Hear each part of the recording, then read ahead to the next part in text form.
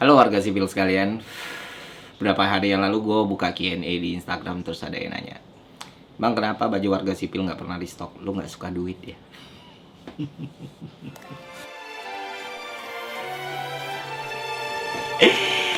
Oke langsung aja gue jawab, gue suka banget sama duit cuy, suka banget. Kalau nggak suka kenapa gue bikin YouTube terus ada AdSense-nya. Kalau nggak suka kenapa gue masih kerja tiap hari dari setengah 8 sampai jam 5 sore.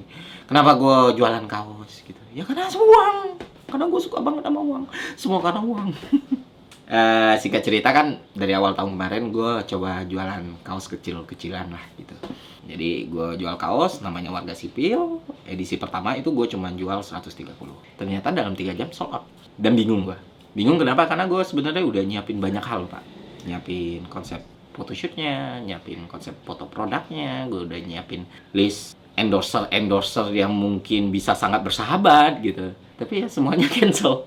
Karena ya udah barangnya udah habis. Dan ini edisi kedua. Ya, edisi kedua ini jumlahnya lebih banyak karena gue bikin 2 warna, yang pertama putih dan kedua hitam, masing-masing 150. Dan ternyata animonya lebih banyak dari edisi pertama.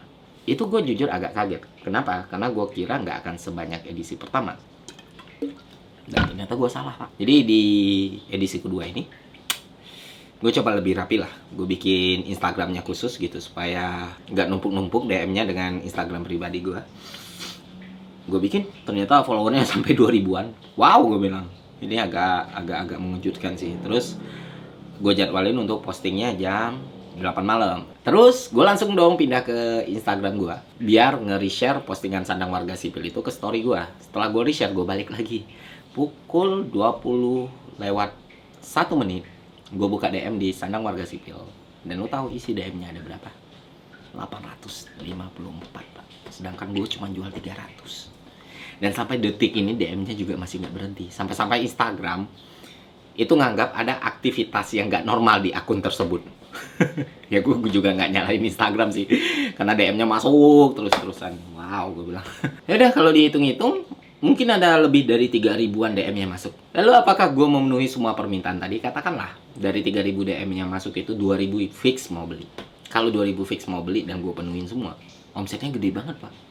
Satu baju gue jual 175 kali 2000 permintaan misalnya. Ya 350 juta cuy. Uang semua itu. Tapi apakah gue ambil? Enggak gue ambil. Enggak ada PO, enggak ada restock. Apa yang gue buat, itulah yang gue jual. Bego nggak gue? Bego. Tolol nggak gue? Tolol. Tapi gini, dibalik semua kebodohan dan ketololan gue punya alasan pak. Gue pengen baju yang gue buat itu nentuin jumlah nominal rupiah yang gue terima. Bukan nominal rupiah yang nentuin berapa banyak baju yang gue bikin. Karena gak akan pernah cukup pak. Karena gue bakal mau terus. Gue gak akan pernah bisa mengendalikan diri gue. Gue gak akan pernah mengerti konsep kecukupan gitu. Pada akhirnya gue menjual diri gue sama greed. Kayak Ling Yao. Padahal gue bukan Ling Yao, gue Roy Mustang. Oke, ya gitulah. Dan ini gue coba jelasin dengan ya beberapa pendekatan. Kalian tahu sirkuit uang modern sekarang bergerak dari money, commodity money. Artinya ketika lu punya uang, lu membeli sebuah komoditi dan komoditi itu akhirnya menghasilkan uang lagi. Dan sirkuit ini menempatkan uang sebagai tujuan. Dan lu tahu sirkuit ini itu menghasilkan akumulasi nilai lebih tanpa batas. Jadi ya even lu sebenarnya pemenuhan kebutuhan lu udah kecukupi, lu bakal tambah terus. Standar kebutuhan lu itu akan meningkat linear dengan pertumbuhan uang lu. Dan peningkatannya itu terjadi secara abnormal cuy. Artinya terlalu cepat. Sampai lu nggak bisa nikmatin setiap tahapan peningkatan tersebut. Misalnya nih ya, dulu lu seneng gitu bisa punya Mio J. Tapi sekarang karena uang lu bertumbuh dengan cepat, dengan lu terobsesi dengan uang, sekarang punya Nmax aja itu hambar buat lu. Nah itu contoh paling sederhana. Makanya jangan heran di era modern sekarang orang yang udah kaya raya itu masih harus pakai pil pak untuk tidur. Bahkan yang worst case-nya beberapa orang harus mengakhiri hidupnya dengan sengaja. Padahal secara finansial mereka mampu, mereka banyak, mereka cukup. Itulah yang terjadi sama sistem ekonomi modern sekarang. Gue nggak bilang itu salah, tapi gue ngerasa diri gue nggak siap untuk itu. Kalau gue nggak bisa ngendaliin diri gue sendiri. Dan akhirnya gue mencoba pendekatan yang lain. Pendekatan di mana gue menempatkan komoditi, money, komoditi. Artinya output tetap pemenuhan kebutuhan. Jadi uang gue tempatkan sebagai alat pak. alat untuk memenuhi kebutuhan. Jadi ada kecukupan di situ. Ada tujuan yang jelas di situ. Lah bukannya kalau kayak gitu sama aja bang? Beda cuy, beda. Berarti kalau kecukupan lu udah terpenuhi, lu nggak bakal cari duit. Teorinya kayak gitu memang. Iya, gue nggak bakal cari duit. Tapi pemenuhan kebutuhan nggak sesimpel itu. Gue punya banyak kebutuhan. Gue harus punya rumah, gue harus punya kendaraan, gue harus punya jaminan pendidikan untuk anak gue. Gue harus ada duit untuk makan anak istri gue. Iya kan? Dan itu berlangsung terus menerus. Tapi cukup, tapi jelas. Nah itu yang berusaha gue pelajarin sekarang. Masih gue pelajarin sekarang. Dan ya selama beberapa tahun gue menerapkan sistem kayak gitu, itu sangat-sangat membantu gue dalam banyak hal. Termasuk ya waktu gue jualan kayak sekarang. Tapi bukannya standar kebutuhan manusia itu juga akan terus meningkat? Benar.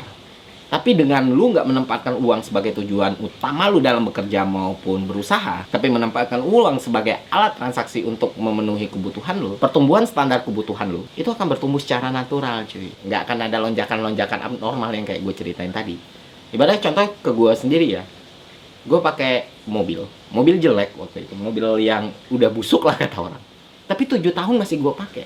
Kenapa? Karena puas gue. Karena gue ngerasa nggak perlu diganti. Dan dia udah memenuhi semua kebutuhan gue waktu itu. Sampai akhirnya di masa 7 tahun, oh gue ngerasa gue perlu mobil yang lebih sehat. Akhirnya gue ganti. Sama kayak baju yang gue pakai. Gue nggak pernah terobsesi untuk pakai baju mahal. Gue nggak pernah punya jam tangan mahal. Gue nggak punya sepatu mahal. Karena gue ngerasa cukup dengan itu.